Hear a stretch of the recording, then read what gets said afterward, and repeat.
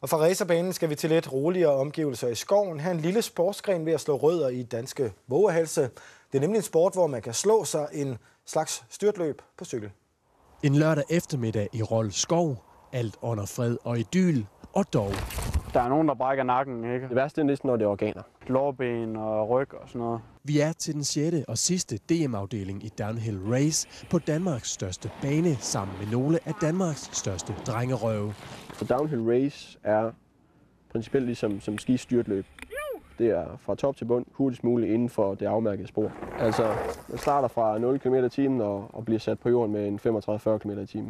Det er så vores 10 meter road gap. Omkring en 45 km/t skal man på for at klare det. Rytterne konstant søger og skubber grænser. Uheldet kan jo altid være ude, ikke? Men det skal man bare ligesom prøve at blokere ud og så bare fokusere. Fordi hvis man kommer ud uden for fokus, så er det der, det sker. En sport primært forbeholdt de unge, og så en enkelt undtagelse. Det er sjovt at være ung med de unge, selvom man er 43. Peter Solsbæk var en af de første og en af de eneste, da han begyndte i starten af 90'erne. Det giver dig en følelse af frihed, når man hænger op i luften og skal prøve noget nyt. I de seneste år har Peter Solsbæk oplevet sin sport for alvor slå rødder i Danmark. I morgen findes så landets bedste, når freden igen for en stund må vige for adrenalinen i Rold Skov.